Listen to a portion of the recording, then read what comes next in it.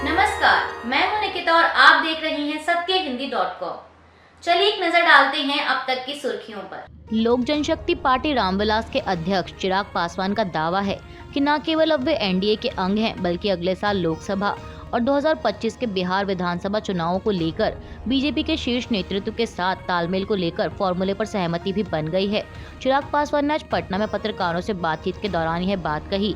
वहीं इससे पहले शनिवार को उनके चाचा और केंद्रीय मंत्री पशुपति पारस ने दावा किया था कि चिराग भले ही एनडीए की बैठक में आमंत्रित थे, लेकिन वे अब तक इसका हिस्सा नहीं हैं। वहीं आज चिराग पासवान ने कहा कि लोक जनशक्ति पार्टी रामविलास एनडीए का हिस्सा बनेगी, औपचारिक घोषणा की है। उन्होंने पत्रकारों से कहा कि लंबे समय से आपका यही सवाल था कि किस गठबंधन का हिस्सा हैं या किस गठबंधन में जाएंगे। हर वक्त मैंने यही जवाब दिया कि चुनाव के वक्त ही यह फैसला लिया जाएगा।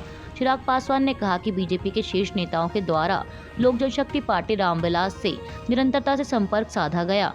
मुझसे केंद्रीय गृह राज्य मंत्री नित्यानंद राय की कई मुलाकातें हुई। हम लोगों की कई चिंताएं थी, उनको मुलाकातों में सम्मान दिया गया। उसके बाद केंद्रीय गृह मंत्री अमित शाह से मेरी मुलाकात हुई और उसके बाद भारतीय जनता पार्टी के राष्ट्रीय अध्यक्ष जेपी नड्डा से भी मुलाकात हुई। इन मुलाकातों में आने वाले 2024 और 2025 के चुनाव को लेकर गठबंधन की रूपरेखा तैयार की गई और यह औपचारिक घोषणा कर दी गई है कि लोक जनशक्ति पार्टी रामविलास एनडीए का हिस्सा है।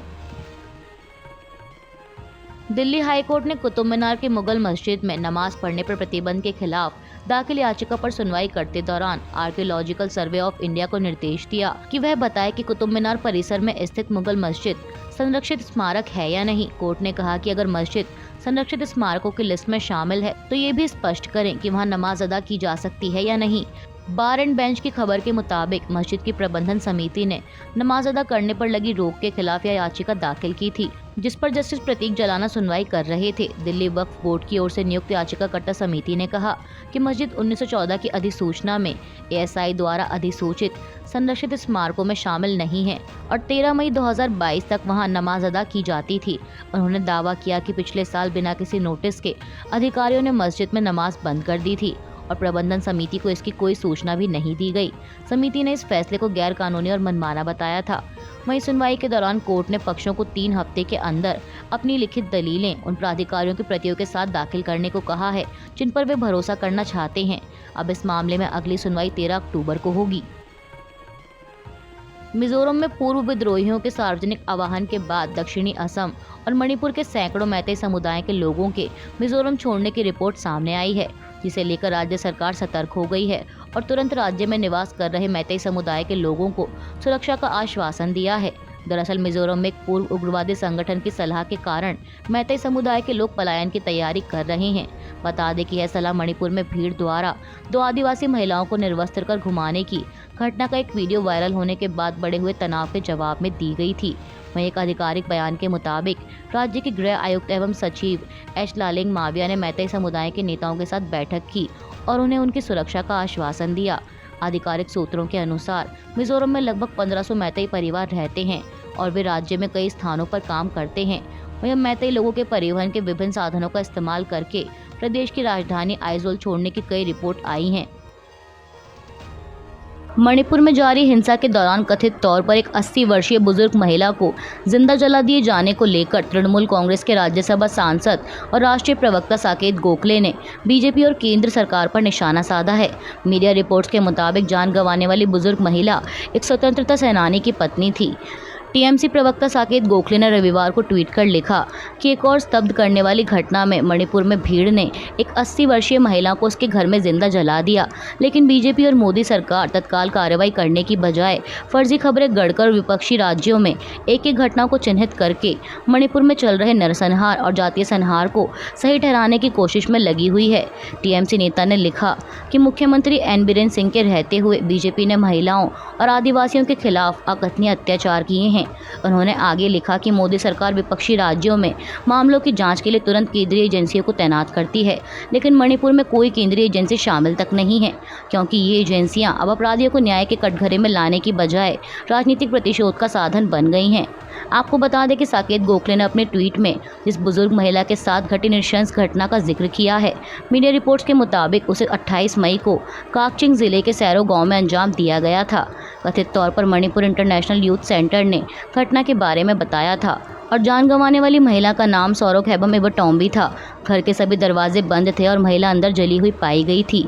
हिंदुस्तान टाइम्स की एक रिपोर्ट में कुछ रिपोर्ट्स के हवाले से लिखा गया है कि बुजुर्ग महिला के पति एस चुराचांद सिंह एक स्वतंत्रता सेनानी थे, जिन्हें पूर्व राष्ट्रपति एपीजे अब्दुल कलाम ने सम्मानित भी किया था। वहीं इस घटना के बारे में मणिपुर सरकार या राज्य की पुलिस ने कोई बयान नहीं दिया है। ट्विटर के मालिक एलॉन मस्क ने रविवार को कहा कि वे सोशल मीडिया प्लेटफॉर्म का नाम बदलने जा रहे हैं। मस्क ने ट्वीट किया कि जल्दी हम ट्विटर ब्रांड और धीरे धीरे सभी पक्षियों को अलविदा कह देंगे। उन्होंने एक अन्य ट्वीट में कहा कि अगर आज रात एक अच्छा एक्स लोगो पोस्ट किया जाता है तो हम कल इसे दुनिया भर में लाइव कर देंगे।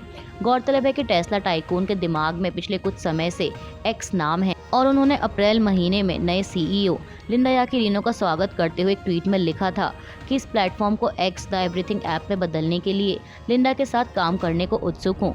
बता दें कि पिछले साल एलॉन मस्क द्वारा प्लेटफॉर्म खरीदने और अपने अधिकांश कर्मचारियों को बर्खास्त करने के बाद से ट्विटर को बार बार तकनीकी विफलताओं का सामना करना पड़ा है।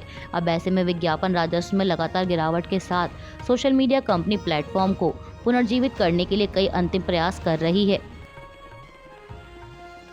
मद्रास हाईकोर्ट ने डॉक्टर भीमराव अंबेडकर की तस्वीर को लेकर बड़ी टिप्पणी करते हुए कहा कि तमिलनाडु और पुडुचेरी की अदालतें केवल महात्मा गांधी और तमिल कवि संत तिरुवल्लुवर के फोटो लगा सकती हैं। हाईकोर्ट के रजिस्ट्रार जनरल ने इस बारे में बीती 7 जुलाई को एक सर्कुलर जारी किया था। कांचीपुरम के प्रधान जिला न्यायाधीश समेत सभी जिला अदालतों को सर्कुलर जारी कर निर्देश दिया कि वे अलनपुर में बार एसोसिएशन को अदालत परिसर के प्रवेश कक्ष से BR अम्बेडकर के फोटो को हटाने के लिए कहें। दरअसल कई अधिवक्ता संघों ने अम्बेडकर और संबंधित संघ के वरिष्ठ अधिवक्ताओं के फोटो का अनावरण करने की अनुमति मांगी है। 11 अप्रैल को आयोजित एक बैठक में हाईकोर्ट के फुल बेंच ने ऐसे सभी अनुरोधों को खारिज कर दिया था। इस संबंध में सर्कुलर में पुराने आदेशों का जिक्र करते हुए बताया गया कि देखते हुए कि ऐसी घटनाएं हुई हैं जिनमें राष्ट्रीय नेताओं की प्रतिमाओं को नुकसान पहुंचाया गया है, जिसके परिणाम स्वरूप विभिन्न स्थानों पर कानून और व्यवस्था की स्थिति भी पैदा हुई है। कोर्ट ने 2010 में भी अदालत परिसरों में किसी और प्रतिमा के निर्माण की अनुमति नहीं देने का संकल्प लिया था। इसमें आगे कहा गया कि हाल ही में 11 अप्रैल को फुल कोर्ट ने इसी तरह के अनुरोध पर विचार किया और पहले के सभी प्रस्तावों को दोहराया और सर्वसम्मति से निर्णय लिया कि गांधी जी और तिरुवल्लुवर की मूर्तियों और चित्रों को छोड़कर अदालत परिसर के अंदर कहीं भी कोई अन्य चित्र प्रदर्शित नहीं किए जाएंगे। रजिस्ट्रार जनरल ने निर्देश दिया कि किसी भी तरह के उल्लंघन पर बार काउंसिल ऑफ तमिलनाडु और पुडुचेरी को उचित शिकायत देकर कार्रवाई की जाएगी।